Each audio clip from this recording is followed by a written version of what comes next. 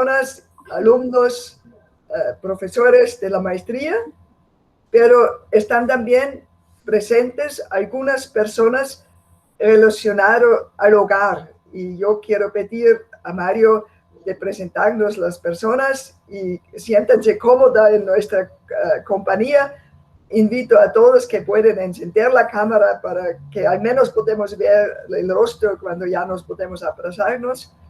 Y pido, Mario, esta pequeña presentación de las personas antes de comenzar con la parte académica. Sí, de hecho yo no sé si con una cuenta han entrado varias hermanas o en diferentes cuentas. Ahí veo a Sor Esmeralda, que acaba de encender la cámara, con la cuenta de Sor Avelina, no sé si hay una o varias ahí. Estaba Sor Sandra, estaba Sor Anita, creo que son las que están, no sé si más. Y ya de antemano agradecerles tanto por estar presente ahorita como por en estos meses facilitarme la investigación y hacer el trabajo. Así que les agradezco mucho y Dios les pague no solo por ayudarme, sino por ayudarle también a los ancianos con quien realizan esa labor. Y aprovecho también para agradecerles a todos, ¿verdad? Al padre Javier, a Teresa y a Ena, que aparte de lectoras también estuvimos en algunas clases. Así que agradecerles a todos los que nos están acompañando, compañeros, Rodrigo, Rodolfo, Nilser, que nos ha estado ayudando en todo este proceso desde el inicio, muchas gracias. Así que Dios les pague. Los compañeros, Verónica también creo que está desde el otro lado del mundo también, así que muchas gracias a todos, muchas gracias. Muy bien. El Javier es, como director de tesis, el presidente del Tribunal Sueño Tremendo, y le doy la palabra ahora para iniciar la parte oficial. Gracias, Marta. Pues buenos días a todas y a todos. Me alegro de que puedan escuchar la presentación de Mario. Mario, usted tiene ahora la palabra. En una media horita nos puede presentar su trabajo a fin de que luego, cuando lo valoremos, se pueda comprender mejor lo que podamos decir y el lector de la tesis. Mario, usted tiene la palabra.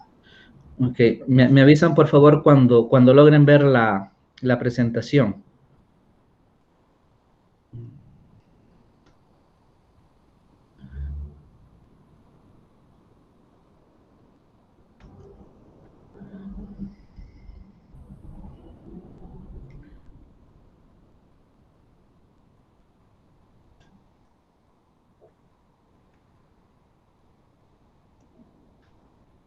No sé si están reuniéndose más personas. No la vemos. Todavía no. Mario está trabajando en eso, siempre cuesta un poquito. Rodolfo, si quieres apoyar, yo no sé. ¿Te funciona? ¿Y ahora? No, antes sí, ahora sí, ahora sí. Ahora sí. Ahora sí, muy bien. El título de mi trabajo se llama Los ancianos del hogar Narcisa Castillo, de aquí de Santa Ana, El Salvador. Y lo que he tratado de hacer es una iluminación teológica de su realidad desde el Evangelio de San Lucas, sobre todo el prólogo de San Lucas, y la quinta conferencia general del episcopado latinoamericano en Aparecida.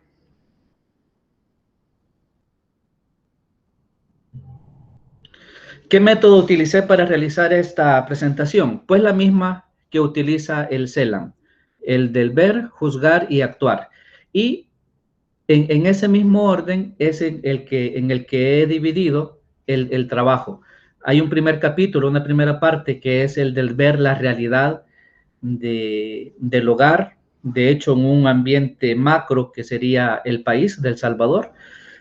En un segundo momento sería el juzgar esta realidad ya ayudado de la Sagrada Escritura, del prólogo del Evangelio de San Lucas y del Magisterio Latinoamericano de Aparecida, para luego, como una tercera parte final, ver qué acciones se pueden tomar, qué praxis se puede realizar para mejorar esta realidad de los ancianos. Primera parte, el ver. esta parte se subdivide a su vez, primero, enmarcar la realidad del hogar de ancianos Narcisa Castillo dentro de la realidad del país, para comprender para tener una mejor comprensión. Luego, propiamente la realidad de la congregación que está a cargo de estos ancianitos, y ya luego ver cómo la congregación realiza su trabajo dentro del hogar Narcisa Castillo. Veamos primero la realidad de los adultos mayores en El Salvador, que de entrada podemos ver que no es nada alentadora. Según las estadísticas y los datos del gobierno, en el Ministerio de Salud en el 2008, que es una de las últimas estadísticas que se tienen, más recientes no hay por la pandemia,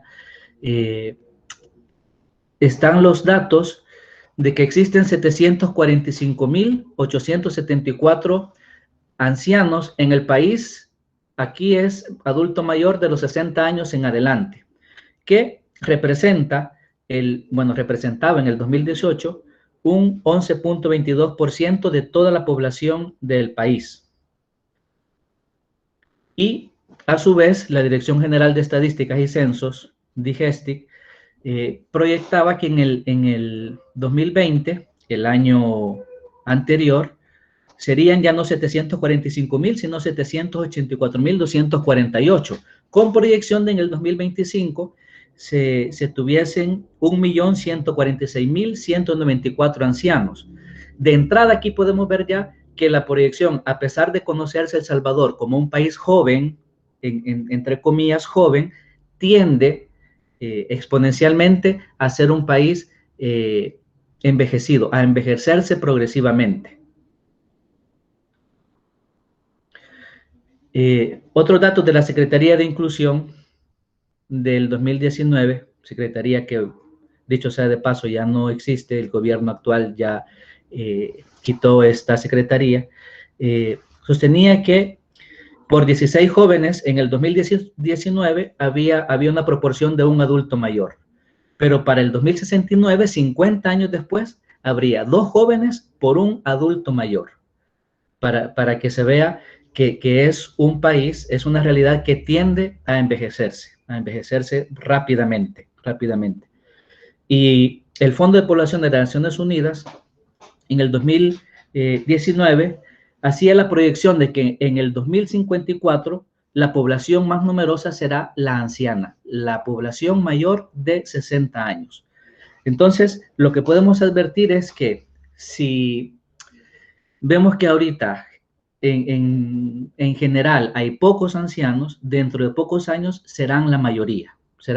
Esas son las proyecciones estadísticas que nos realizan estos datos estadísticos. Ahora, si esa es la realidad, tendría que conseguirse un mejor estilo de vida para ellos, pero la realidad es justamente lo contrario. Y ahorita solo anoto algunos pequeños datos que para muestra un botón muestran la cruda realidad que viven los adultos mayores. Por ejemplo, en el ámbito de salud, en el país solamente hay, a pesar de la cantidad de ancianos, solamente 12 médicos especialistas en adultos mayores, solamente 12 geriatras, de los cuales solamente 2 trabajan en el sistema público de salud. Los otros 10 realizan un trabajo particular que justamente es mucho más caro que la asistencia de salud público. En el ámbito de la economía es un tema siempre presente en el país, el tema de las pensiones, que son paupérrimas y no alcanzan, luego de trabajar durante toda una vida, no alcanzan para tener una vida digna. Y esto podría dar solo para otra tesis solamente este tema. En vivienda son escasos los adultos mayores que tienen un techo propio donde vivir, a pesar de que la legislación actual lo contempla como un derecho fundamental de la persona el tener un techo donde cobijarse, pues resulta que el 83% de los adultos mayores no posee casa propia. Ya luego, en educación y trabajo, un tercio de los ancianos son analfabetos, no pueden ni leer ni escribir, porque generalmente desde su juventud no tuvieron oportunidad de asistir a la escuela desde temprana edad, hacían trabajos informales y no tuvieron esa oportunidad. Y esto agrava la situación porque se les dificulta encontrar trabajo, ya luego, por la falta de educación que tienen. Y también un aspecto importante en cuanto al bienestar emocional de los ancianos es que en el 2017 el Ministerio de Salud atendió a 13,000 ancianos por problemas de ansiedad y a 7,000 por problemas de depresión. Son problemas que en general, en su mayoría, son provocados por el tipo de vida difícil que llevan los ancianos. Y esto viene a ocasionar problemas de bienestar emocional. También en seguridad, ellos no están exentos de sufrir el flagelo de la delincuencia y de las maras que tanto acecha al país.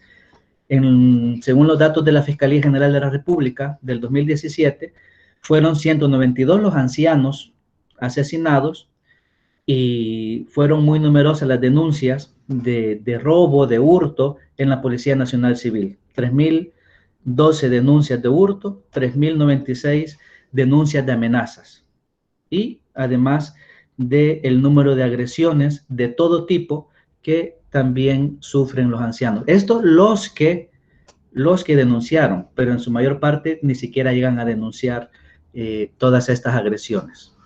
Ahora, teniendo en cuenta de manera general la panorámica del país, vemos que no deja de afectar la realidad también del hogar de ancianos Narcisa Castillo, donde también habitan alrededor de 100 ancianos del país. Este hogar está a cargo de las hermanas franciscanas de la Purísima, cuya fundadora de la congregación es Madre Paula Gilcano, que nació en 1849 en Almería, en Andalucía, en España.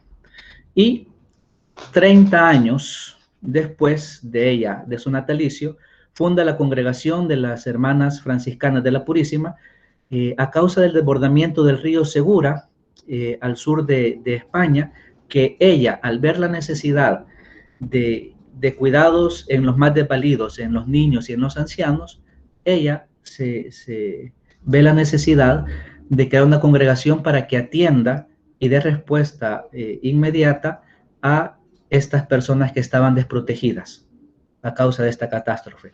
Ya se ve entonces que la congregación, desde un principio, desde su fundadora, ya trae ese carisma de ayudar al necesitado y en este caso al anciano.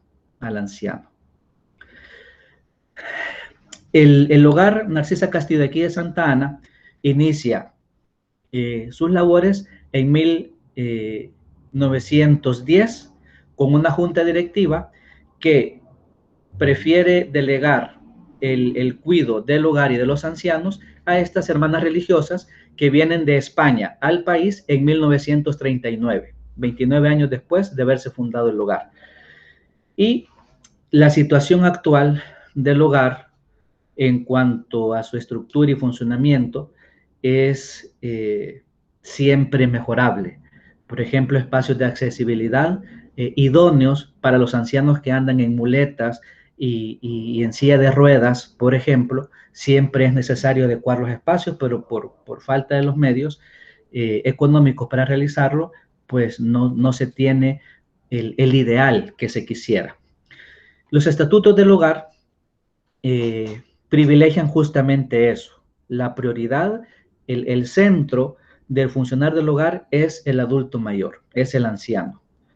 Pero el realizar a cumplimiento, a cabalidad de estos estatutos no es nada fácil teniendo en cuenta las problemáticas de manutención, el costo que requiere esto, porque la ayuda que recibe la congregación para este objetivo es mínima y no alcanza, más teniendo en cuenta el alto costo de la vida que se tiene ahora en el país. Ahora, teniendo en cuenta esto, podemos ver cómo iluminar esta realidad, a ver qué nos dice la Escritura y el magisterio latinoamericano. En primer lugar, para juzgar correctamente esta realidad, vamos a tener en cuenta la Sagrada Escritura, especialmente el Evangelio de Lucas. ¿Por qué el Evangelio de Lucas? Porque es el Evangelio que presenta al inicio, en su prólogo, dos parejas de ancianos. Presenta, por una parte, a Zacarías y a Isabel, y por otra parte, a Simeón y a Ana, para el nacimiento del Señor y para su presentación en el templo. Y ya luego, más actual, vamos a iluminarlo con el magisterio latinoamericano de Aparecida. Veamos la primera parte desde la Escritura. Vale aclarar el término anciano que toma la Escritura, no lo vamos a tomar acá, o no lo tomé yo en el trabajo, como un trabajo, como un ministerio que se realiza eclesiásticamente. Entiéndase anciano como aquella persona mayor que es venerable por su experiencia, por sus años, por sus canas, por sus arrugas, que merecen respeto y veneración. En ese sentido tomamos el término bíblico de anciano. Primero, Zacarías, en su cántico del Benedictus, que tiene reticencias del Antiguo Testamento, se puede observar cómo esperaba él, junto con sus contemporáneos, sobre todo los Anahuim, la liberación venida de lo alto, del cielo. Es el cántico que realiza Zacarías lleno de emoción, porque glorifica al Señor por tener presente próximo al Salvador, y su hijo, justamente Juan, va a ser el precursor del Señor, por una parte. ¿Y cómo se realiza esta bondad, esta presencia liberadora de Dios? Pues un gesto, una prueba, es el embarazo de su esposa Isabel, que a pesar de ser ancianos ambos, a pesar de ser ella estéril, queda embarazada. Eso ya no es entonces un designio humano, sino divino. Es Dios que incursiona en la historia humana, en la historia del hombre, en este caso de los ancianos, para liberarlos. Y por otra parte, ya cuando nace el niño y se presenta en el templo, también se encuentra con ancianos. Con el anciano Simeón, que también alaba a Dios por tener en sus brazos, por reconocer a sus brazos la luz de Israel, la gloria de Israel, y que ahora él, en su etapa otoñal de su vida, ya puede descansar en paz porque ha contemplado al Salvador, al Salvador. Y por otra parte, Ana también reconoce en el niño al Salvador y no puede menos que anunciarlo a todos los que llegaban al templo, y habla del niño a todos. ¿Qué nos indican estas dos parejas de ancianos en la Escritura? Que el mismo Cristo que se encarna en la historia del hombre viene y se encuentra con el anciano, que incluso permite que lo tome en sus brazos, como Simeón, como Ana, y entonces ya se da una comunión intergeneracional. El anciano sosteniendo al niño, y delante de los ojos de dos jóvenes, José y María. De hecho, por eso Isabel alaba también a María, se reconoce incluso indigna de recibir a su Señor, a la madre de su Señor, en su casa. Esta comunión intergeneracional es a la que va a apelar, entre otras cosas, también el magisterio latinoamericano en Aparecida, que privilegia sobre todo una vida digna para el anciano. No puede ser excluido, no puede ser tenido ya más como un peso que hay que llevar, que hay que soportar, sino que por el contrario, o verlo como un cúmulo de necesidades que hay que sufragar, sino más bien como una vida digna, fructuosa. Es digna la vida, no solamente en la niñez o en la juventud, también en la vejez, la vida es digna también. Y por eso propone Aparecida afrontar la realidad que es adversa al anciano, que no tiene posibilidades, como que al llegar a la ancianidad ya tiene fecha de caducidad, como un producto cualquiera, como un yogur, y entonces ya se vuelve inservible. No se trata de eso, sostiene Aparecida, sino que hay que hacer una opción preferencial por los pobres, siguiendo la línea de las anteriores conferencias episcopales, pero ahora nosotros viendo al anciano, vemos que es como una síntesis de todas las injusticias y los males que sufren los pobres en Latinoamérica, por su debilidad, por su fragilidad, por su exclusión, por su vejez, etcétera, etcétera. Y entonces, aquí es donde insta Aparecida a toda la iglesia latinoamericana a tomar un papel protagónico en favor de los ancianos, que también pueden contribuir a la evangelización, a la justicia, alcanzar también una vida digna para ellos. Para eso es necesario también nuestra colaboración, nuestra comunión, tomarlo nosotros como nuestro trabajo, no desligarnos de la ayuda, del compromiso para con el anciano que tenemos, como diciendo, no es problema mío, porque resulta que yo también voy a llegar a ser anciano y también yo voy a necesitar. Y por eso debo de brindar esa ayuda y ese compromiso de comunión, de fraternidad con el anciano de hoy. Por eso es que Aparecida al final reconoce el bien de los ancianos. Ellos son un bien y a ellos también hay que hacerles bien. ¿En qué sentido? Pues en el encuentro que hay que tener con ellos, los niños y los jóvenes también, para mantener las raíces de su cultura, las pueden tener en los ancianos. También es importante la importancia de la familia, que no debe de excluirlos o marginarlos, sino acogerlos. Pero claro, si la familia no lo hace, entonces le toca este papel a la iglesia, sobre todo en las congregaciones, como las hermanas franciscanas de la Purísima, a las cuales incluso Aparecida también aprovecha para agradecer su gran labor y su gran tarea que realizan, por la entrega que realizan con ellos. Y no queda sino hacer ese compromiso eclesial, que quizás no se ha realizado como debiera, pues Aparecida llama la atención para hacerlo.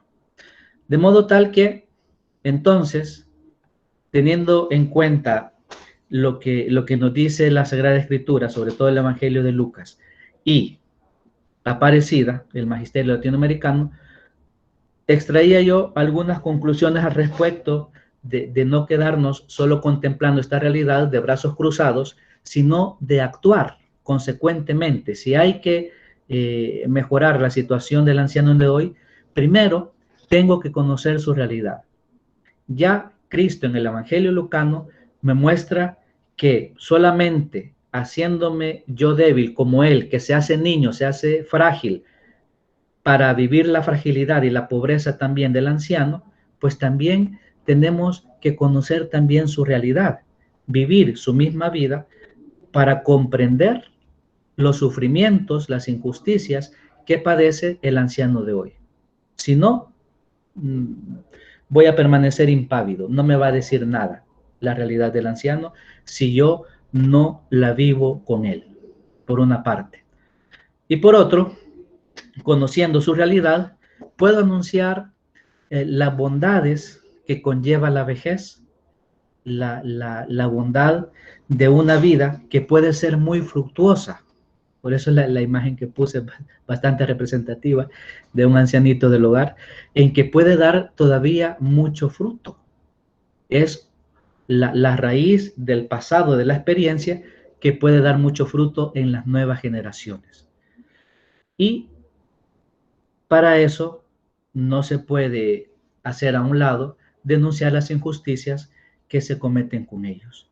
La injusticia de abandonarlos, de excluirlos de la vida social, de la vida familiar, sino incluirlos en esta dinámica vital para que incluso ellos mismos no lleguen a considerarse una carga, que hasta ese punto se puede llegar. Al sentirse excluido, él mismo se lo cree y se cree que es un peso para la sociedad, porque ya no trabaja, porque ya no es útil, sin tener en cuenta que existen valores humanos, espirituales, morales, que no son contabilizables según el rédito, según la utilidad que me pueda dar. No, son valores que no se cuantifican monetariamente. Y entonces eso es también importante tenerlo en cuenta. Si se considera así, entonces vemos que por una parte es necesario, es menester resignificar la vejez que se tiene en la sociedad actual. Es decir, volver a ver al anciano no como una carga, sino transformar esa acepción peyorativa que se puede tener. Hay que replantear esos paradigmas, que ciertamente no es nada fácil, para comprender que la vejez no es algo negativo o peyorativo. Por el contrario, puede ser muy útil, y esto es justamente lo que se practica en el hogar, de que en las medidas de sus posibilidades se hace partícipe de la vida del hogar ahí en el Narcisa Castillo. Es decir, si su familia no lo quiso, porque absolutamente todos los ancianos, los cerca de 100 ancianos que ahí viven, no tienen ningún familiar que vele por ellos. Si no tienen esta familia de sangre, lo que se pretende es tener esta familia en ese hogar. Por eso justamente no es asilo, es un hogar. Se pretende que sea un hogar en el que el anciano juegue un papel decisivo de que esté integrado en las actividades que ahí se realizan, de todo tipo, actividades espirituales, culturales, etcétera. De modo tal que él se sienta útil, sea útil también para los demás. Por eso se le hace partícipe de esta dinámica y de esta vida que tiene el hogar de ancianos, ¿verdad? Ya se ve que sí se hace su parte y que sí es posible transformar ese paradigma que se tiene sobre el anciano, que incluso a nosotros mismos nos da miedo llegar a esa edad, ¿verdad? Porque vemos lo que sufre el anciano de hoy. Y claro, si no le ayudamos y si no transformamos esa realidad, justamente no vamos a querer llegar a esa etapa. Pero tarde o temprano, algunos más pronto, otros más tarde, llegaremos, ¿verdad? Así que es todo por mi parte, ¿verdad? Les agradezco el que me hayan escuchado esta exposición somera, general, ¿verdad? Pero que creo que representa un poco, da alguna idea del trabajo y de la investigación que he realizado. Así que muchas gracias. Muchas gracias, Padre Mario. Quisiera empezar un comentario a su trabajo, primero felicitándole. Creo que es un buen trabajo, tanto por su forma como por su contenido. La verdad es que se lee con gusto lo que usted escribe, es claro, es lúcido y ayuda a comprender lo que usted quiere comunicar. Pero a mí sobre todo me gusta el método que ha escogido y la manera como lo ha desarrollado, que es ese método tan típico de la teología latinoamericana del ver, juzgar, actuar. Porque evidentemente si se parte del ver, eso es lo que hace usted antes de pasar a ver lo que dice Lucas sobre todo, sobre la ancianidad, se lee la Biblia evidentemente de otra manera. Como dice Carlos Mertes, el pretexto, el lugar desde el que se lee la Biblia, ayuda a descubrir en sintonía con la misma Biblia lo que el texto quiere decir. Y a mí me parece que el análisis que hace usted de la realidad de El Salvador me parece a mí un buen análisis. Yo destacaría varias cosas. Por ejemplo, me ha gustado, aprovechando a Aparecida, ahí ha hablado de las pobrezas ocultas. Evidentemente, la ancianidad es una de esas pobrezas ocultas que a veces no se tiene en cuenta.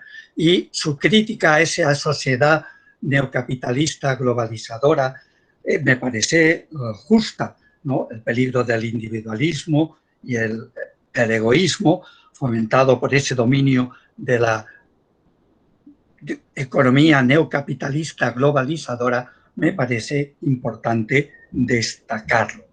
Y también me ha gustado que haya hecho caer en la cuenta para ver el valor que tiene su reflexión sobre, a propósito de la situación de los ancianos en el hogar, el problema que plantea, sobre todo en El Salvador, la situación de los ancianos, que no haya mirado solo la realidad actual, sino que haya tenido la perspectiva de mirar lo que ocurrirá dentro de 50 años. Porque ahora los que venimos de fuera, cuando vamos a El Salvador, nos llama la atención cómo domina la juventud, la niñez. Pero eso cambiará, evidentemente, con lo cual se, diríamos, agravará la situación de los ancianos en El Salvador. Desgraciadamente, como señala usted con razón, esta sociedad tecnificada de nuestros días, que privilegia evidentemente la eficacia y la productividad, no alcanza a comprender y a valorar el valor que tiene toda persona y evidentemente también los ancianos y ancianas que llevan toda una larga historia al servicio de los que luego han venido detrás de ellos.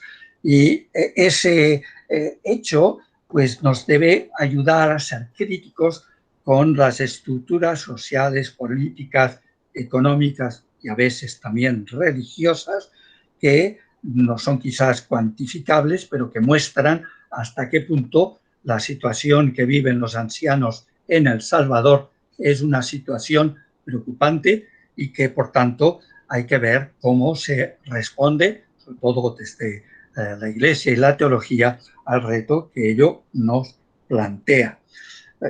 De todas maneras, en la crítica que hace usted, y aquí es una primera crítica que le haría a su tesis, que luego si quiere me puede responder cuando le dé la ocasión para responder a lo que le voy a decir, yo creo que, aunque es verdad que las familias abandonan bastante a los ancianos, por lo menos las familias más pobres, yo creo que usted insiste demasiado en ese problema y que ello no es consecuencia, por decirlo así, de la inhumanidad o poca fe de las familias, sino de la situación social que tienen que vivir.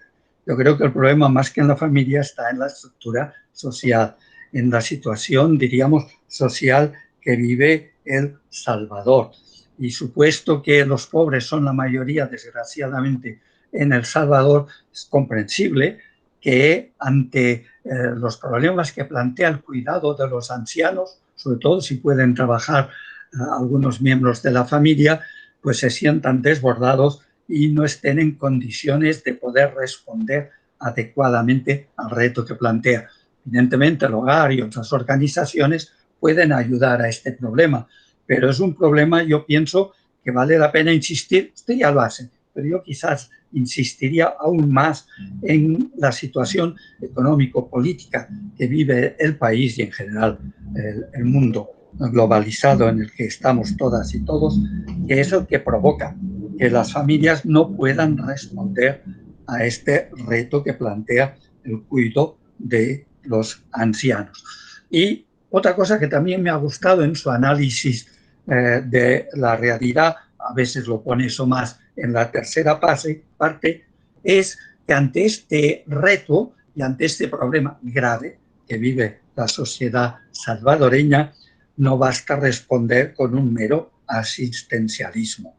Por tanto, hay que no solamente valorar y fomentar la dignidad que tienen los ancianos y la autoestima, facilitando que puedan desarrollar no solamente sus necesidades, por decirlo así, asistenciales y económicas, sino también las humanas. Esto ya lo dice usted, pero ese aspecto me parece muy importante, porque el reto que tenemos planteado ante esta sociedad que cada vez, diríamos, muestra tener personas de más edad, es lograr que esas personas de más edad se sientan valoradas y que se valoren a sí mismas y que en la medida en que les sea posible, si no es posible, evidentemente hay que hacerles asistencia, pero si es posible, fomentar que estas personas puedan desarrollar sus capacidades, lo cual les ayudará a vivir mejor lo que ellos viven. Cuanto al juzgar, que es la segunda parte de su trabajo, me parece muy bien la elección de Lucas, porque evidentemente es el evangelista y en general en todo el Nuevo Testamento el autor que más ayuda a ver desde la fe cristiana la actitud que tendría Jesús ante esta realidad que viven las ancianas y ancianos concretamente en su país. Evidentemente, y eso lo subraya usted bien, es el Evangelio de la misericordia. Y por tanto ese aspecto usted, pienso, lo tiene bien desarrollado. Quizás no ha desarrollado tanto, y eso puede ser culpa mía por no haber advertido adecuadamente cuando me presentaba el trabajo, en el aspecto de la justicia. Porque evidentemente el problema que tiene Lucas no es solo que es un hombre que tiene un gran corazón y que es sensible como Jesús al problema de los pobres y marginadas y marginados, sino que él lo ve muy claramente como Jesús, que por eso mataron a Jesús, no por ser misericordioso, sino por su defensa de la justicia y su denuncia de lo que se dice en esta, concretamente en el Evangelio de Lucas, sobre la situación de El Salvador. Porque yo, una de las cosas que luego le preguntaré y que le pediré que me desarrolle más es a propósito de una observación que hace usted en la página 39, en la que destaca muy bien los valores que brotan o que se descubren en esa visita que hace María a su prima Isabel, todos esos valores que se ven en ella, y destaca bien, evidentemente, el hecho de que hay toda una serie de valores humanos que aparecen claramente. Pero hacer una observación que le volveré a repetir en la pregunta que le haré al final. Dice que todas esas cosas positivas que aparecen en ese encuentro entre María y Isabel no se ha efectuado por medio de una revolución social que coloca a uno en el lugar del otro, sino que más bien es consecuencia de la bondad y predilección de Dios hacia los humildes y sencillos. Eso es verdad, pero no es toda la verdad. Yo pienso que en su análisis de los capítulos 1 y 2, que está muy bien hecho, no tengo nada que objetar a su análisis, destaca poco el valor del Magnificat. En el Magnificat aparece muy claro que Dios derriba los poderosos de sus tronos y exalta a los humildes. Y por tanto, el aspecto de denuncia de la injusticia que hay en el mundo, ya en el tiempo de Lucas, pienso que es un aspecto importante. Lo hubiera, y es culpa mía por no habérselo hecho notar, mis víctimas en la UCA saben siempre que a mí me gusta decir que un texto fuera de su contexto no es más que un pretexto. Entonces, evidentemente, Lucas 1 y 2 es la introducción al Evangelio. Nos quiere dar pistas para que cuando leamos el Evangelio nos fijemos en lo que nos hemos de fijar. Pero entonces, cuando leemos los capítulos 1 y 2 ya desde el todo, caemos en la cuenta de la importancia que tiene la justicia, la denuncia de la injusticia en Lucas. Lucas 16, 13 dice: no se puede servir a Dios y al dinero. Y si alguna cosa queda claro en todo el Evangelio de Lucas, es esa opción de Jesús por los pobres, no solo por misericordia, sino también porque la justicia forma parte de una buena misericordia. No se puede ser misericordioso si no se es justo. La justicia es algo que llevó a Jesús, como a Romero, a la muerte, o a Padre Tilo, y por tanto, ese aspecto quizás valía la pena que cuando haga la entrega final de su trabajo lo desarrolle un poco más. También me ha gustado que usted dijera, o se fijara en el capítulo 1 y 2 en el papel de las mujeres en el Evangelio de Lucas. Es verdad que Ana, destaca usted muy bien, que es una mujer y que Lucas evidentemente valora el papel de la mujer. Pero yo creo que quizás a propósito de Ana y teniendo en cuenta otra vez el resto del Evangelio, destacaría mucho más que la mujer que está marginada también en El Salvador, evidentemente, como en todo el mundo, ¿no? Lucas denuncia esta marginación y subraya el papel de la mujer, empezando por María, Aparte de Jesús, el modelo de fe no es un hombre, no es Abraham, es María. Y las mujeres siempre juegan un papel importante a lo largo del Evangelio.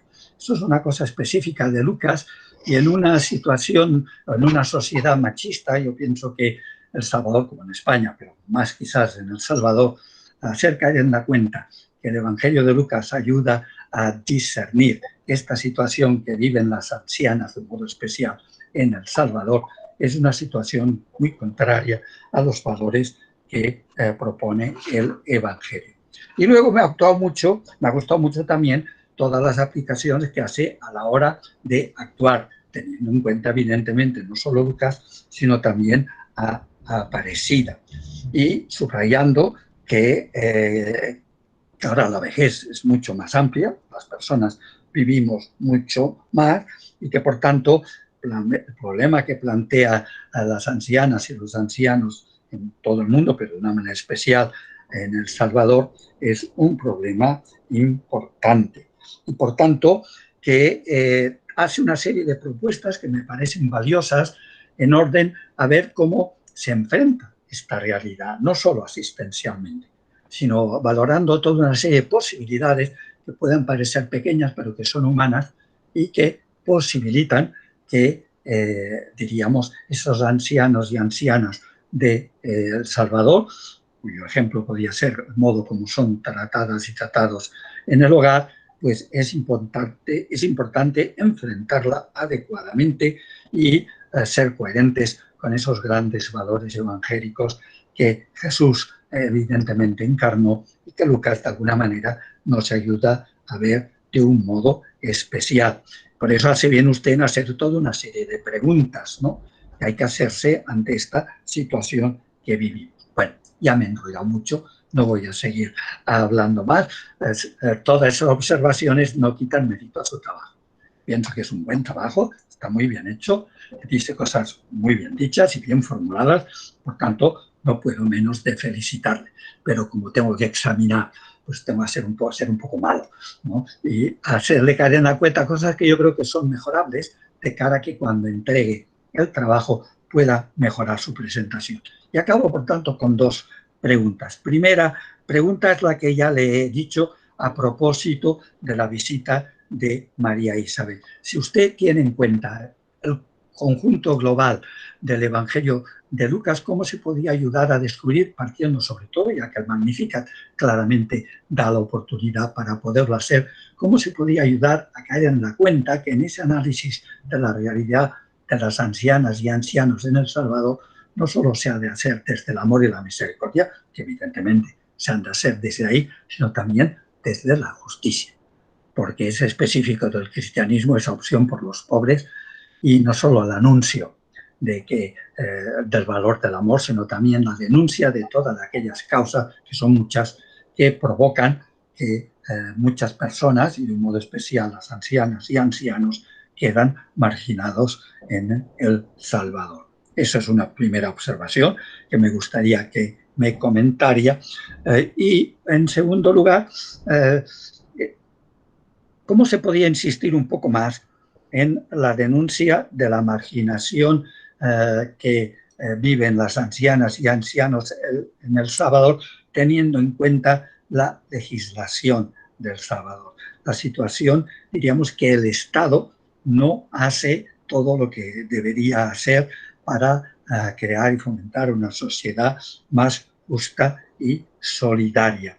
¿Qué se le debería exigir al Estado para que no delegue y se excuse en las buenas organizaciones como la del hogar, para que no necesariamente tengan que compensar las carencias de la sociedad, pero no hay que apoyarse solo en ellas, sino que primero, y de un modo fundamental, pienso yo, habría que denunciar la injusticia de unos estados que llevan a la marginación? Muchas gracias. Tiene usted la palabra para contestar a lo que le he dicho. Muchas gracias. En cuanto a lo primero, del Magnificat, ciertamente, aparte de la misericordia, resalta el cántico también la justicia, ciertamente, y como usted mismo lo dijo, es una pauta para leer todo el Evangelio, es como un eje transversal de todo el Evangelio. La misma Virgen María dice, derriba del trono a los poderosos y enaltece a los humildes. Ese es un acto de justicia, derribar del trono a los poderosos y enaltecer a los humildes, ¿verdad? Porque el Señor no se olvida del pobre, sino que lo tiene presente gracias a su misericordia y a su justicia. Entonces, considero que respecto al cántico del Magnificat, que algunos biblistas se decantan por ponerlo no en labios de María, sino en labios de Isabel, de una anciana, ¿verdad?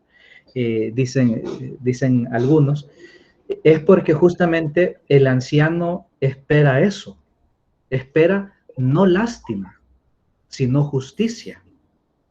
El ayudarles, el brindarles lo mínimo para que tengan una vida digna, no es un acto de compasión o de lástima, es un acto de justicia, porque ellos han entregado su vida a la familia, a la sociedad, al país, y entonces es un acto de justicia en su edad otoñal, en la vejez, proporcionarles una vida digna. Es un acto de justicia, ¿verdad? Lo que se tiene que hacer. Y aquí enlazo con la siguiente pregunta, con lo de la legislación. Los gobernantes tienen que tener en cuenta eso, que no es un acto de caridad el que están haciendo, de justicia. Y por eso es que tienen que trabajar en los temas que rápidamente mencioné. Por ejemplo, en lo de la pensión, por ejemplo. Una pensión que se le llama, el adjetivo que se le da es digna, pensión digna. Pero apuntando a lo que usted dice, tendría que ser una pensión justa, ¿verdad? Que les ayude a tener una vida mínimamente digna. Y en ese caso, me atrevería, iba a decir, porque su pregunta es qué hacer ante esa legislación que está en papel pero que no se cumple.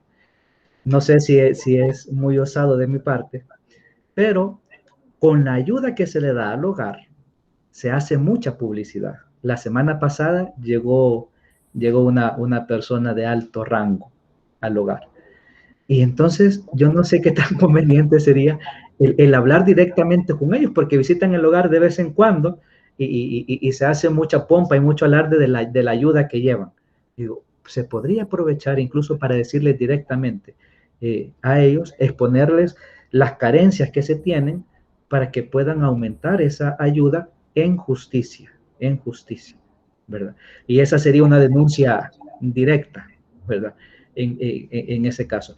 Y ahora, también por los medios digitales, que los tiene el hogar, tiene sus redes sociales y demás, pues también ahora se ha convertido en la actualidad en una tribuna de denuncia de injusticias también, ¿verdad? Podría ser otro medio también para hacer ver a quienes gobiernan la necesidad que hay, no solo de proteger al ser humano, de brindarle lo que necesita en las otras etapas de su vida, porque ahorita se está hablando mucho de la primera infancia, por ejemplo, y de cuidar a la mujer en su embarazo y al niño recién nacido. Perfecto, pero no hay que descuidar la juventud, la adultez y sobre todo la vejez, que junto con la niñez son las edades más frágiles, más débiles, que más necesidad tienen de atención. No solo la niñez, sino también la vejez. Entonces, se trata de concientizar, creería yo, de hacer énfasis en lo importante que es la persona anciana. No es un peso, no es algo que sobrellevar, sino que es algo que en justicia, es alguien que en justicia se le tiene que brindar por todo lo que ha hecho a lo largo de su vida, de brindarle eso. ¿Sí? Bueno, muchas gracias. No vamos a seguir por aquí porque ya me he alargado mucho. Vamos a dejarle a Ena que ahora pues le diga su opinión y le haga sus preguntas. Ena, usted tiene la palabra. Muchas gracias. Bueno, algunos pocos comentarios de mi parte. En primer lugar, daré las gracias a las hermanas franciscanas de la Purísima, a las personas que trabajan en el hogar y a las personas también que como usted menciona, Mario, colaboran con voluntariado, ¿verdad? Con esto rescato algo que usted dice en la tesis con mucho acierto, y es que no se trata solamente de brindar alimentos y comida, sino que lo que hay que brindar es tiempo. Tiempo para conocer a las personas que están ahí, porque no podemos suplir sus necesidades si no les conocemos, ¿verdad? Eso es creo que es un aspecto muy importante y que usted resalta mucho en la tesis. Me parece una cosa muy buena. Otra de las cosas es que me parece también interesante el tema que usted ha seleccionado, porque creo que en esta época, como usted dice también en la tesis, en la que se resalta mucho la eficacia, la eficiencia, el que la persona sea productiva, el que la persona brinde algunos valores o de algunos réditos. Me parece también que es muy importante resaltar este tema, porque es un tema que permanece generalmente escondido. Sería una de esas pobrezas ocultas que usted señala en la tesis. Permanece fuera de la reflexión, no se aborda. Y me parece también especialmente importante que en esta época, que en El Salvador, que estamos viviendo en un contexto en el que se quiere olvidar el pasado quiere que desaparezca, como borrarlo por un plumazo. Entonces ahí me parece como muy importante eso que usted menciona en la tesis, y es que los ancianos y ancianas pueden ser personas que eduquen, que enseñen valores, que muestren cómo fue en el pasado las cosas. Y recordamos que un país o un pueblo que no conoce su historia está condenada a repetirla, ¿verdad? Y creo que ahí también es un aspecto muy importante de su tesis, ¿verdad? Me ha gustado mucho la forma en que usted desarrolla sus apartados. Creo que lo hace con mucha claridad, que tenía desde que comenzó a escribir muy claro. Su manera de escribir es muy fluida, y la secuencia que sigue en todo el texto ayuda a la lectura y es de fácil comprensión. Me parece muy importante también que desde el principio usted recalca cuál va a ser la acepción que va a tomar el término ancianos de los muchos, dice usted, que tiene en la escritura. Me parece eso muy bien, porque precisamente ahí se establece un entronque con lo que dice el texto de Lucas y también con el documento de Aparecida. O sea, va en concordancia lo que usted va rescatando desde el principio, seleccionando la forma en que usted define el término ancianos y ancianas, ¿verdad? Entonces eso sería otro de los aciertos que yo veo en su tesis. También me parece que de una forma muy creativa usted establece relaciones entre el documento entre Lucas y el documento de Aparecida. Por ejemplo, va a decir que son transmisores los ancianos y ancianas son transmisores de experiencia, que ayudan a mantener la esperanza, ¿verdad? Porque han vivido situaciones difíciles y nos pueden dar constancia de que esas situaciones difíciles son superables también. También me parece importante que usted resalta que estas personas son dignificadas por Dios y los hace partícipes de la historia de salvación.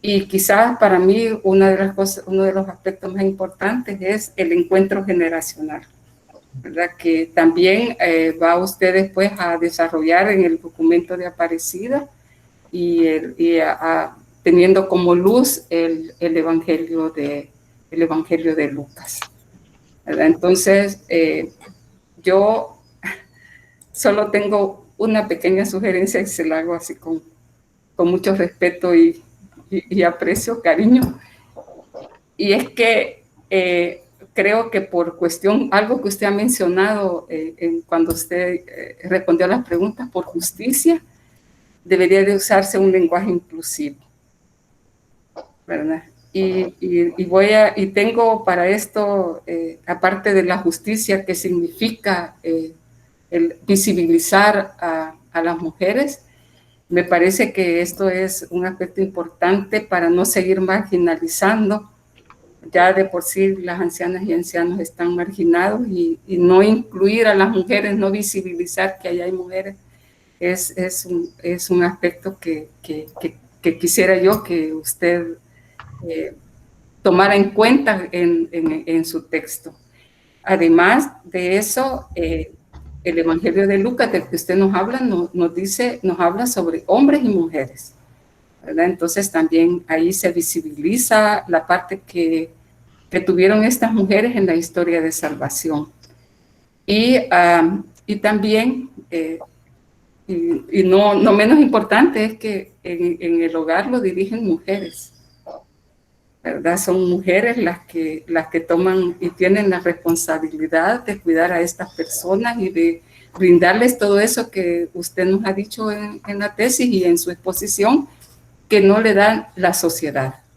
No le damos como sociedad a estas personas, pero ellas y las personas que apoyan también han tomado la responsabilidad de hacerlo, ¿verdad? Entonces, creo que eso es lo único. Solo le quiero hacer una pregunta como un poco más dirigiéndome a la última parte y no al principio, sino que yéndome a lo último. En su tesis usted habla de que hay que conocer para resignificar, ¿verdad? Usted nos ha dicho eso. Y también señala que debe haber una nueva perspectiva que permita a todos y todas involucrarnos en el cuidado de los ancianos. También nos ha hablado de que existe una pastoral familiar que tiene un apartado para una pastoral para ancianos. Entonces, mi pregunta, como un poco más directa, es: esa perspectiva de la que usted habla, que permita que todos y todas nos involucremos en el cuidado de las personas mayores, ¿es la perspectiva que asume esta pastoral? Y que también se han pensado alguna vez, dado esa denuncia hacia la familia, se han pensado en involucrar a la familia de estas personas en esa pastoral para sensibilizarles, ¿verdad?, de esto. Y también sensibilizarles sobre esa ley que usted nos menciona en su trabajo, la ley de atención integral para el adulto mayor, porque es una ley que no se conoce, ¿verdad? Y generalmente este tipo de temas se trata desde la academia, pero nunca se trata desde la sensibilización de las familias o de los individuos en particular. Entonces, ¿han pensado ustedes en esta perspectiva? Mario, ¿puede usted responder? Muchas gracias, Ana. Respecto a las preguntas, lo que idealmente propone el Papa Francisco para la Iglesia Universal es que la pastoral para el anciano no sea aislada, sino que forme parte de una pastoral más grande, que es la pastoral familiar, ¿verdad? Lastimosamente, en el caso concreto del hogar, no se cumple, porque ningún familiar va al hogar a visitar a su familiar, ninguno. De hecho, en ocasiones se trata de contactar con algún familiar por las redes sociales. Mire, si alguien conoce al familiar de este ancianito, que nos lo haga saber para contactarnos con él, y nada. Entonces, en cuanto a involucrar a la familia del anciano, en el caso del hogar, no es posible, porque ningún familiar se hace cargo de él, ¿verdad? Ahora, como diócesis de Santa Ana, sí existen diversidad de ramas en la pastoral familiar. Está los encuentros conyugales, está la pastoral encuentro de esposos, etcétera, que esporádicamente tienen este acercamiento con los ancianos, pero es muy, muy mínimo. Y eso podría decir yo que vale que para toda la iglesia, que es muy mínimo. Entonces, yo entiendo que el Papa pretende, por ejemplo, con la jornada que también providencialmente fue este año, el mes pasado, la primera jornada del anciano, es justamente para impulsar eso, ¿verdad? El llamado constante que hace para toda la iglesia, para involucrar al anciano en esta pastoral, pero yo considero que se hace muy poco a este respecto, muy poco, ¿verdad? Los que trabajamos en hogares, en asilos, es muy poco, y el trabajo es mucho. Los obreros son pocos y el trabajo es mucho, ¿verdad? Lastimosamente, yo creería que no se cumple con eso, y falta mucho que hacer y falta mucho que trabajar. Eso a nivel de pastoral y de trabajo eclesial con los ancianos. A nivel de legislación, a nivel de país, igual, porque lo anoto ahí en mi trabajo. La legislación actual sobre el anciano se hizo en el gobierno anterior, con el profesor Sánchez Serén, que determinó incluso una secretaría especial para que trabajara con los ancianos. Ya el gobierno actual ya eliminó, erradicó esta secretaría que trabajaba con el anciano, y ahora no hay, lo apunto también, a quién acudir cuando se tenga alguna necesidad, alguna exigencia para con el anciano. No hay una instancia propia, específica, que vele por él. Lo que está ahorita es la legislación del gobierno anterior, que ahí está en papel, ¿verdad? El gobierno actual no tiene esa secretaría propia que trabaja para los ancianos, no la tiene, la erradicó, ¿verdad? De acuerdo, Mario. Muchas gracias. Teresa, usted tiene la palabra. Muchas gracias. Bueno, felicidades, Mario, por su trabajo, que me parece muy bueno, y también por tu muy buena presentación. Creo que es un mérito haber puesto en el centro a los adultos mayores y también a este hogar como uno de tantos en El Salvador, donde hay un testimonio de cuidado, de evangelio que está invisibilizado aquí en la sociedad y muchas veces en la iglesia. Y creo que eso tiene mucho mérito y es una señal muy linda que hay también hermanas del hogar aquí hoy presente. Eso, bueno, creo que se debe hacer mucho más en la teología de incluir a estos sujetos de cuidado y también a ancianos y ancianas. Y bueno, como ya dijeron Xavier y Ena, su trabajo es muy bien estructurado, es muy claro con la estructura del ver, juzgar y actuar, y la redacción es muy buena. Realmente da gusto leer el trabajo y es de fácil comprensión. Espero que mucha gente lo lea y que dé fruto. Lo que más me impactó del trabajo fue su descripción de la realidad, ¿verdad? De esa realidad crucificada de ancianos descartados, ¿verdad? Y abandonados por la sociedad. Y también esta reformulación de la opción preferencial por los pobres como opción por los y las ancianos pobres. Como es una pobreza oculta, ¿verdad? Pero realmente debería estar también en el centro de nuestra teología y de nuestra praxis cristiana. Las y los ancianos deberían ser destinatarios primordiales, pero también son anunciadores del Evangelio. A mí me gustó mucho esta relectura de Lucas 1 y 2, creo que fue muy creativa, fue muy buena, muy detallada, y ahí nos presentaste a 4 ancianos, 2 hombres, 2 mujeres, que realmente anuncian la salvación, ¿verdad? Que son ahí sujetos de la buena noticia, que nos evangelizan. Y me gustó mucho ahí también el término de encuentro entre generaciones o de diálogo intergeneracional, que conocemos este término mucho del trabajo de memoria histórica, ¿verdad?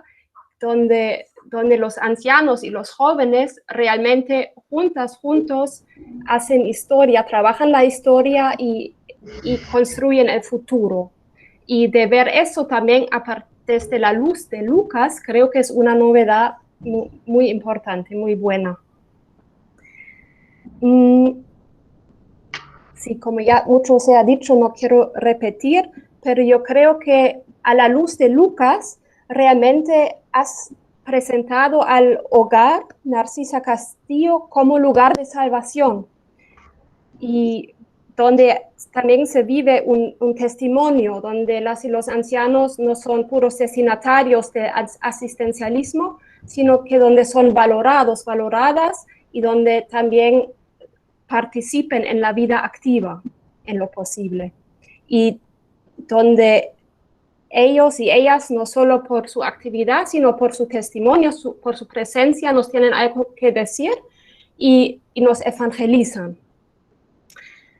Y me gustó mucho también tu insistencia en una imagen positiva de la vejez, lo cual es contracultural, ¿verdad? En el sistema neoliberal capitalista, donde solo nos miden por lo útil, por lo productivo. Y va muy en la línea también del Papa Francisco y del magisterio latinoamericana de Aparecida.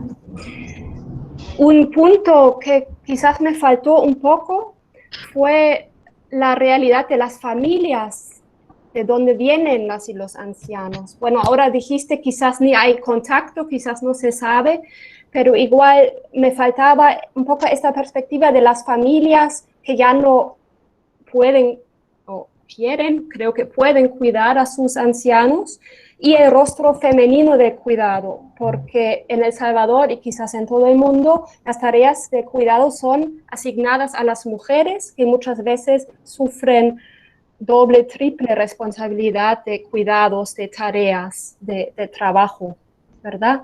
Y también todo eso de la migración forzada, de violencia, de machismo. Entonces, si denunciamos a las familias que abandonan a sus ancianos, corremos el peligro de denunciar más a las mujeres si no tomamos también la perspectiva de género. Eso es un poco una pequeña crítica. Y ya lo dijeron también Ena y Xavier, ¿verdad? En la primera parte hizo usted mucha énfasis en el escándalo de la sociedad, de las estructuras de pecado que no valoran, que no cuidan a los ancianos, pero en la tercera parte está más fuerte las denuncias a las familias, a la moral personal, olvidando un poco este escándalo que en un país donde se invierte tanto en la militarización, donde los ricos y las transnacionales no pagan impuestos, y un hogar como el de Santa Ana no tiene fondos. Eso ahí me faltaba un poco. Pero pesa mucho más lo positivo, ¿verdad? Que ya dijeron las y los demás y que dije en la primera parte. Y en esa dirección iría mi pregunta: ¿cómo nos evangelizan las y los ancianos del hogar? ¿Verdad? ¿Cómo son, a la luz del Evangelio de Lucas, nos anuncian la salvación, dan un testimonio de salvación? Usted que conoce de cerca a este hogar, que trabaja también con ellos y ellas, ¿dónde ve usted algún ejemplo concreto donde ellas y ellos nos evangelizan, nos proclaman la salvación? Mario, ¿puede responder? Primero, me pierdo yo el que me evangelicen si no los conozco y no voy, ¿verdad? Porque tengo esa experiencia, gracias a Dios, es que me pueden evangelizar, primero, ¿verdad? Porque me pueden parecer inútiles porque no estoy con ellos, pero al estar con ellos me doy cuenta de esa riqueza entre toda ella que me evangelizan. Y aquí mi experiencia personal es que desde entonces yo ya no rezo en las mañanas y en las tardes el Benedictus y el Magnificat de igual forma. Ya no lo rezo igual, porque se vienen a la mente, justamente como lo dice Aparecida, tantos rostros sufrientes como el de Cristo, que son los ancianitos que están ahí, en cada funeral que les celebro, ¿verdad? En cada unción de los enfermos. No soy yo tanto el que les evangeliza. Ellos, con su invalidez, estando en su silla de ruedas, teniéndoles que dar de comer, porque ellos no por su temblor, por su enfermedad, no pueden comer, con con ese ejemplo, sin decir una palabra, evangelizan de que incluso en ese estado la vida sigue siendo digna, sigue siendo valiosa, ¿verdad? Incluso en ese estado de abandono que ellos sufren y padecen, pues me evangelizan tanto ellos con su propia vida, como quienes les ayudan de más cerca, quienes están con ellos, ¿verdad? Las hermanas y demás trabajadores, también con su trabajo callado, que no acapara titulares en las noticias ni en los periódicos, son, si lo podemos decir de alguna manera, un evangelio viviente, ¿verdad? Que nos evangelizan ciertamente, y cualquiera que visite el hogar sale con el corazón diferente. Muy bien, muchas gracias. La tradición dice que una vez los examinadores han hecho sus observaciones y preguntas al que defiende la tesis, los que ya son maestros o son doctores tienen la posibilidad de hacer preguntas. Y luego también invitaremos, ya que hemos estado viendo el trabajo maravilloso que hacen las hermanas en el hogar, pues que si alguien que no es doctor, eso también pueda hacer sus preguntas o sus observaciones. Tanto si alguien de ustedes, o las oyentes, quiere hacer ahora alguna observación, alguna pregunta al padre Mario, lo puede hacer. Si no, diríamos como en las bodas, sino que calle para siempre. Hago una propuesta por el tiempo avanzado. Si quieren, el tribunal puede retirarse por su consejo y nosotros quedamos en diálogo sobre el trabajo, especialmente invitando a las hermanas que tienen y también a todas que trabajan en este hogar, que tienen la experiencia inmediata, compartir con nosotros. Pero propongo que Xavier, Ena, Teresa se retiren y nosotros quedamos en diálogo, y después, cuando han terminado su consejo, se reúnen con nosotros. ¿Está bien así? Me parece bien. Sí, pues muy hasta bien. Dentro de un rato. Bien. Chao.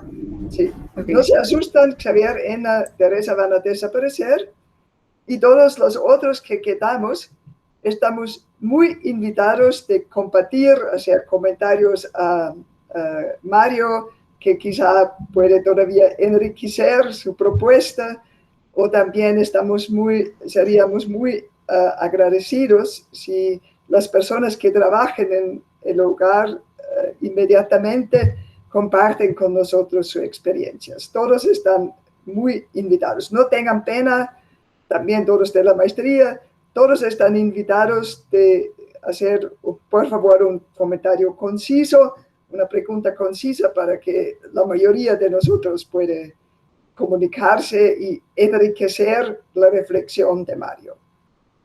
Levantan el mano en la fila abajo, tienen el instrumento de levantar el mano, y no tengan pena.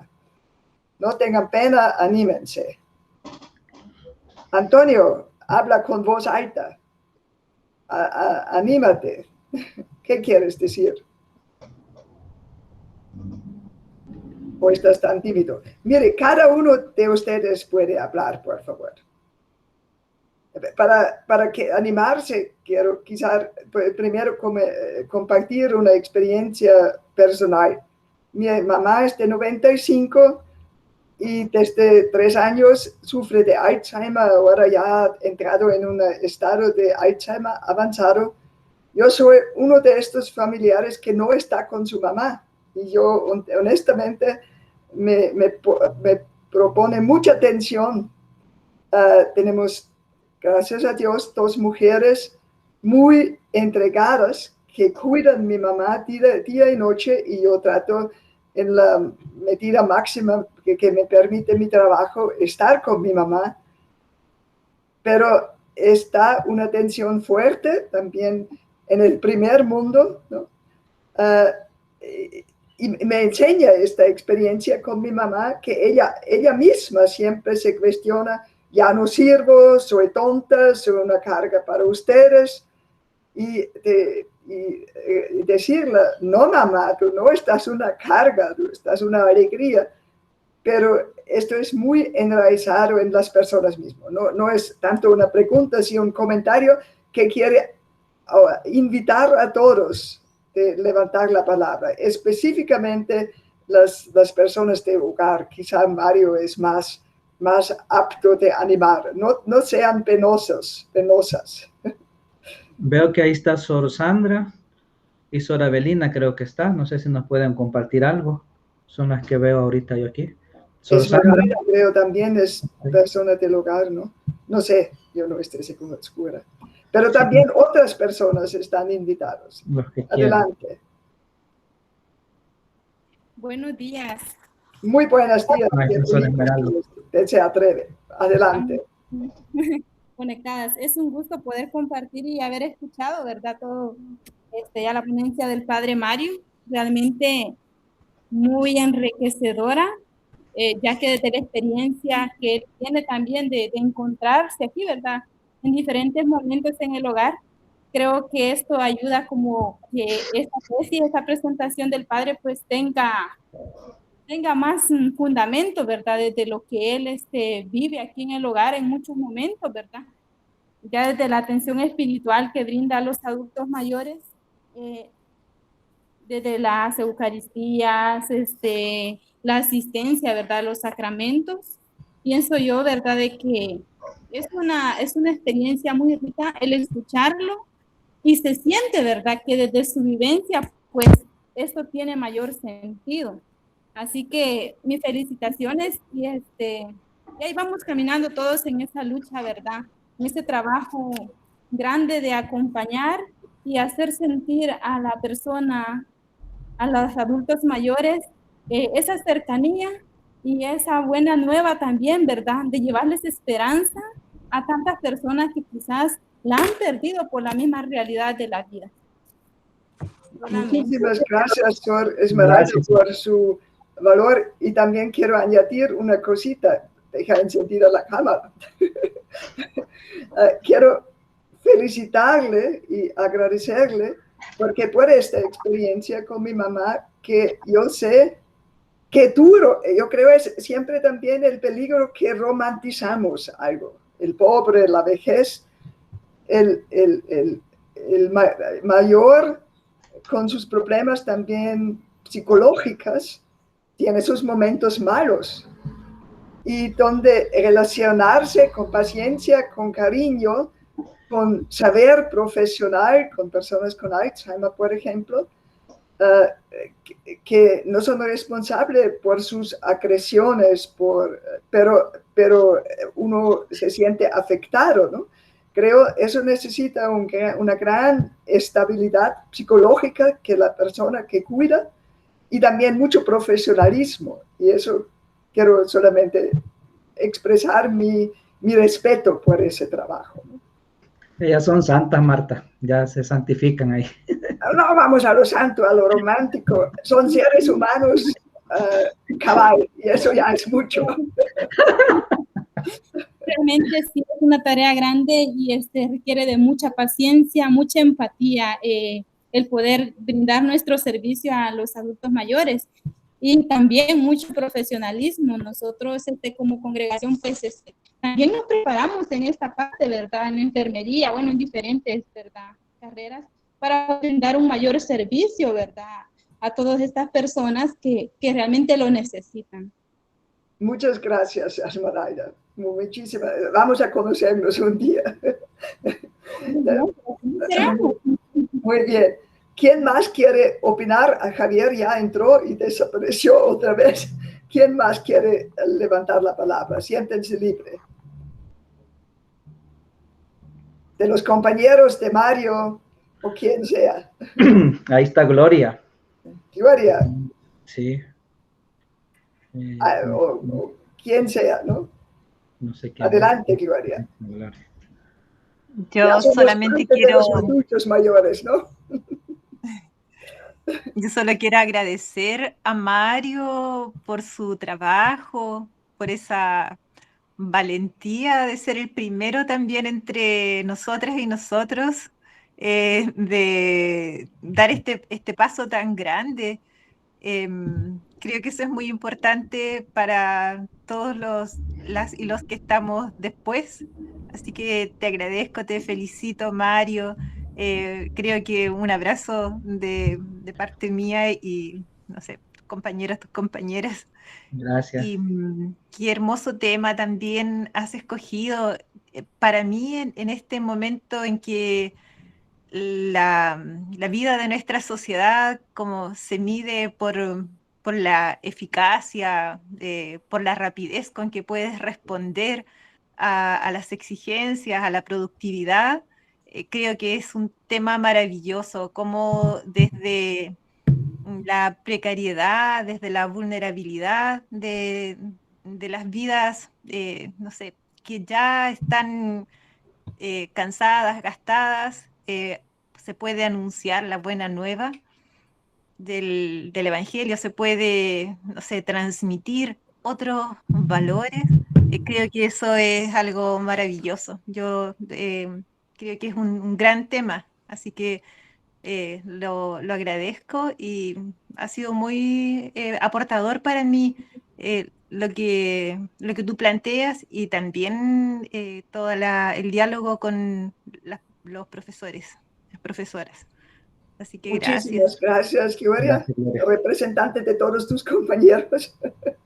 Está de vuelta Xavier y espero que Tere y Ena ya están asumiéndose también para formalmente terminar esta defensa. Falta todavía, ya está. El tribunal está completo. Muy bien. Bueno, pues en nombre del tribunal, Mario, solo me queda felicitarle. Ha aprobado usted la tesis, por tanto, mi enhorabuena.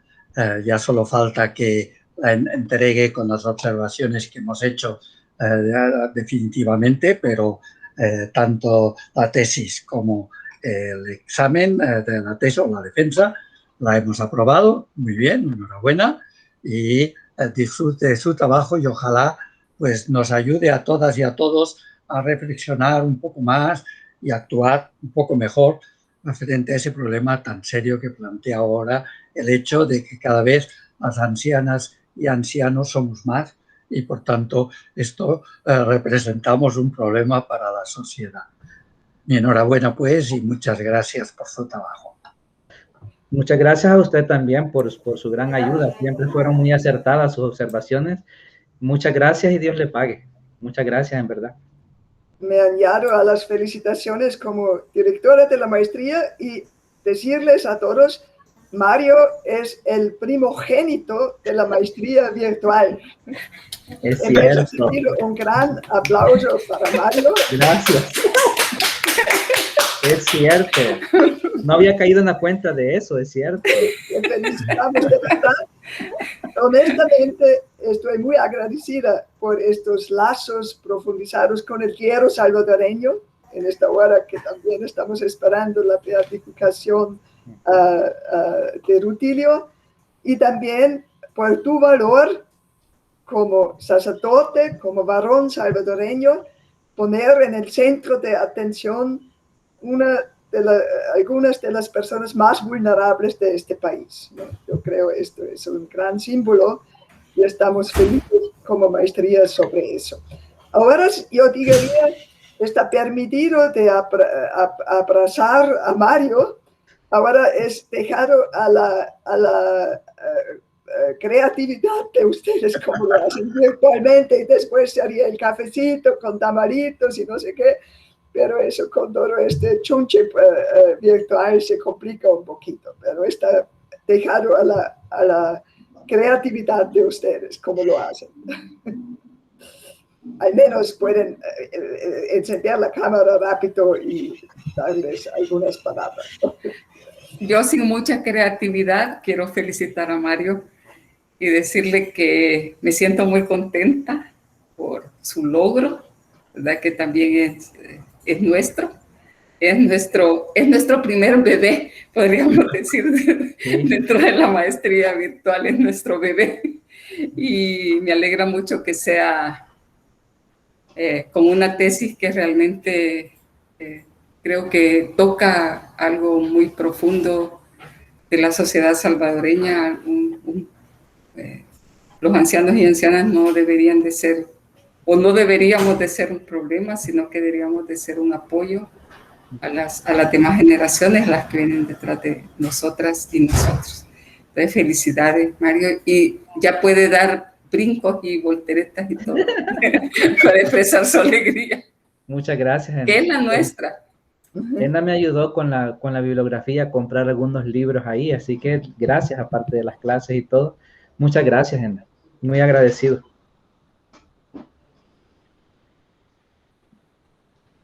Si nadie más se anime de levantar la palabra, nuestra alegría está yo siempre digo, en estos años de condenado a la virtualidad total me he hecho enfáticamente católica de la presencia física real, y esperamos que pronto nos encontramos, ojalá en el acto de tu graduación, y podemos celebrar juntos debidamente, físicamente, con abrazos, besos y cafecito o cervecita, vamos a ver. Exacto. Le esperamos, Mario. Muchas gracias. En este sentido damos el evento solemnemente por terminado, sin nadie más está oprimido.